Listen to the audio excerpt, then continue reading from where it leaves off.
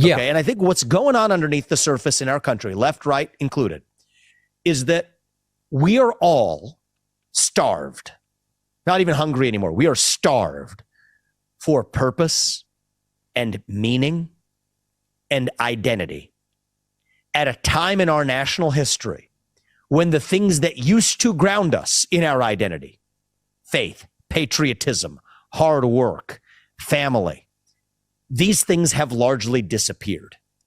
That leaves a moral vacuum, a black hole in its wake. And when you have a black hole that runs that deep, poison fills the void. And so what we need to do is to fill that void with a vision of, in my opinion, American national identity without apology, to dilute that poison to irrelevance. That is what we are starved for. As it relates to the conspiracy theorizing on the right, sure, that as you'll label, okay? So first of all, I think it's worth just doing a recounting of the last 24 months in this country, right? We were told that a virus that did not originate in a lab in Wuhan, if you said it did, that you were racist and had your social media accounts locked. Okay, if we now know Vivek, that it originated, only right? because we have limited time and we've gotten this list so many times. I know where you're going with this, which is sometimes people have been wrong about certain things. Vivek Ramaswamy went on David Pakman's show and demolished him on his own show, as Vivek Ramaswamy normally does with these woke idiots. And obviously, David Pakman felt very uncomfortable the entire time. You can kind of tell by the look on his face because Vivek Ramaswamy was just shredding him to pieces this entire conversation. Let's get into this clip here where Vivek absolutely demolishes David Pakman on his own show. Through the military is a little nuts, right? Well, let me just that's facile. Okay, let's just double click on that a little bit. Sure. What's the intuition? What's the intuition there? The intuition is that Joe Biden, the duly elected president of the United States, supposedly the person in charge, is actually in charge making the decisions. I don't think he is. I don't think many people in the Democratic Party think that he is. I think it is a managerial class that finds him as a convenient vehicle for advancing a particular agenda. Okay, but are there any of these examples you wouldn't defend? Like, we've gone to Trump rallies and they say Trump's actually still in charge because the generals swore an oath to him. Are you willing to say is there some version of that one that you think Trump is not in charge? That's why he is taking great pains to run for president of the United States. Okay, so that one's just wrong. That one you're not going to equivocate on. But is it David or Peck? How should I address you? You know, you can call me anything you want, Vivek. Okay, got it. I'll call you David. And thank you for saying my name correctly. It is Vivek. So here's what I will say. I think you and I share this in common. I'll speak for myself and I'll, give you the assumption to start with that you share this in common is sure. We care about reviving a national identity and a nation we can be proud of that is united around the principles that set us into motion 250 years ago. That's certainly what I care about. I think that is still possible in this country. I don't know that 20 years from now it'll be possible. I think it's still possible in this country right now. I think you and I are not on the side of a national divorce. If that's the case, then we need to be able to pierce through what somebody, because I went on the Breakfast Club. I don't know if did you see that interview? Saw it, of course. Yeah. We did deep prep. I appreciate that. Deep prep. I appreciate deep prep. So I had a moment in that interview where I could probably have done to this woman, I forget her name, what you might be able to do to the people who were in that room with you in Illinois, which is to take a speck of what she said and then just say, this is my occasion to bury her. I kind of had that moment on set with Don Lemon and decided to take it because that Don Lemon's different. That's not an objective. Like, my question is, what's going on underneath the surface? Okay? And I think what's going on underneath the surface in our country, left, right included, is that we are all starved, not even hungry anymore. We are starved for purpose and meaning and identity at a time in our national history when the things that used to ground us in our identity, faith, patriotism, hard work, family, these things have largely disappeared. That leaves a moral vacuum, a black hole in its wake. And when you have a black hole that runs that deep, poison fills the void. And so what we need to do is to fill that void with a vision of, in my opinion, American national identity without apology, to dilute that poison to irrelevance. That is what we are starved for. As it relates to the conspiracy theorizing on the right, sure, that as you'll label, okay. So first of all, I think it's worth just doing a recounting of the last 24 months in this country, right? We were told that a virus that did not originate in a lab in Wuhan, if you said it did, that you were racist and had your social media accounts locked. Okay, if we now know Vivek, that it originated, only right? because we have limited time and we've gotten this list so many times. I know where you're going with this, which is sometimes people have been wrong about sometimes, certain many things. times. He knows, David Pakman knows where Vivek is going with this. And he knows that David Pakman has nothing to stand on when it comes to this conversation. So of course he's going to try to pivot because Vivek was about to absolutely cook. What I love about Vivek too, he doesn't go into these conversations with people like David Pakman looking for confrontation. He goes looking to have a conversation. And you can always see Vivek always tries to get like a common, like a mutual respect between the two people.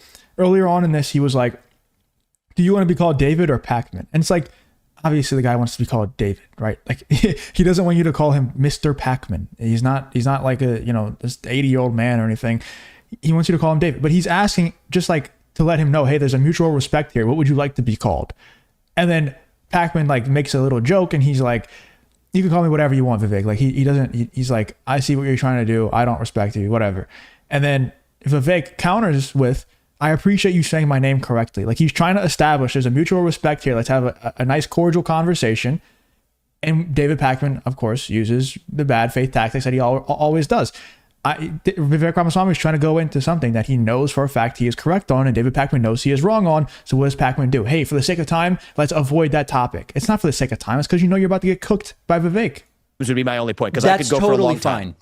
In the last 2 years. Yeah. And so we got to be on a point where I think that alone is prima facie evidence, okay, that it's not enough to just point to the ridiculous facial claim that somebody makes and sort of narrowly solve for, can you denounce that as false?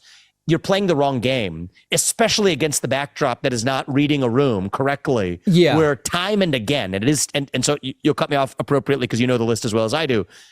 But time and again, it has to be measured against the backdrop of every major instance that has been systematically suppressed has come out to have had some element of truth to it. Fair. And I think against that backdrop, if it's okay with you, so I can hit a couple other things, I want to leave it at, I think there's a difference between recognizing that, for example, how effective vaccines are against the latest variant is different than Trump is in control right now because the general swore a loyalty oath. As long as we can agree those are two different things and we can talk about both, we can maybe hit a couple other things. Is that cool? Yeah. Fair. I think we're on the same page there. Good. I have to talk to you about woke and wokeness. You wrote the book. It's in the title.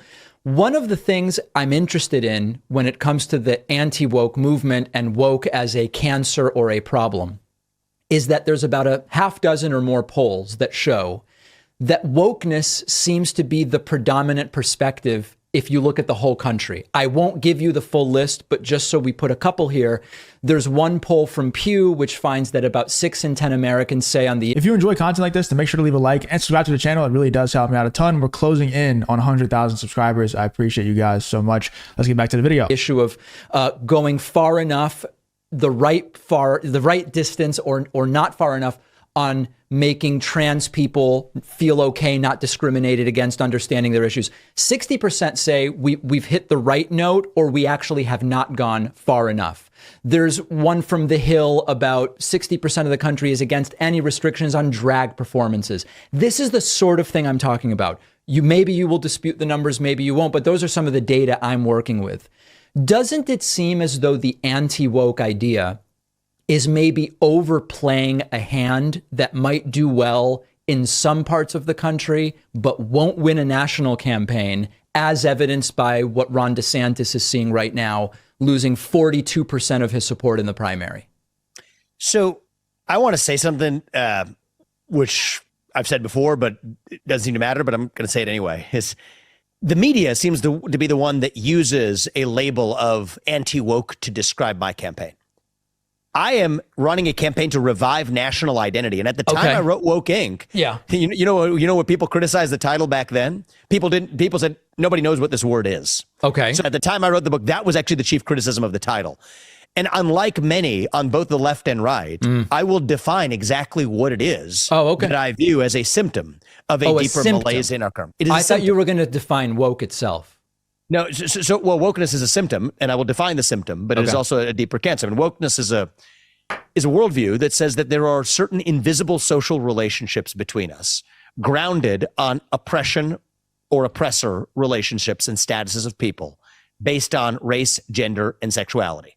That you're either oppressor or oppressed based on those genetic attributes, that there are invisible societal injustices resulting from them, and that we have to be awake, alert to those injustices and then correct for them. Left or right, I think that that's a neutral definition that describes at least what we're talking about. I have a different one, which is much simpler, which is simply becoming woke is becoming aware that there are problems in our society bigger than any one person's circumstances. That's how I define it. And I know it's very different from what you're saying. That's a slightly different definition and one that is set up. But Vic's is actually way better. You know, that's exactly what that's exactly what I mean whenever I'm saying the word woke is exactly what Vivek said, you know, where it's crazy how the left has kind of gone full circle. Like they've gone so far west that they're starting to go east, or not starting. They are going east, very far east, because they're trying their absolute best to get rid of racism, oppression, get rid of discrimination by race and gender and sex. And they've gone so far west, they've gone so far in that direction that they are now discriminating hardcore against certain races, certain genders, certain everything. They're hardcore discriminating way more than the right wing, way more than the racists that they're going after have ever done, way more than the sexists that they're going after have ever done. Straight white men have become the devil to them, you know, that have become their boogeyman. That has become the person that they hate the most. And, you know, I'm not going to say it's as bad as slavery or anything like that, obviously, but it's pretty damn bad. And, you know, when there's white students getting discriminated against for getting into colleges, when there's white people getting discriminated against for getting certain jobs because of affirmative action, when there's Asian students who aren't getting into Ivy League schools because they are Asian, I mean, isn't that exactly what the left has been trying to fight against? Or are they just fighting against discrimination for certain races and they're trying to fight for discrimination of other races? Because I don't think if you're fighting for Asian students or white students or whatever to not get into certain schools because of their race, because of their gender, whatever, you're not fighting against discrimination at all. You are fighting for it. In fact, you're just fighting against it for certain races and you're fighting for it for other races. So you shouldn't be allowed to claim that you're fighting against discrimination or, you know, against anything like that, because you're actively taking part in it. You're pushing that narrative forward. You're pushing discrimination onto the country, onto certain industries within the country. And there's no way of getting around it. That's what I mean when I say woke. Let me know in the comments what you guys mean when you say the word woke. And let me know in the comments what you guys think about Vivek Ramaswamy going on David Pakman's own show and absolutely tearing him to shreds on all of his ridiculous talking points. Let me know in the comments what you guys think about this whole David Pakman versus Vivek Ramaswamy.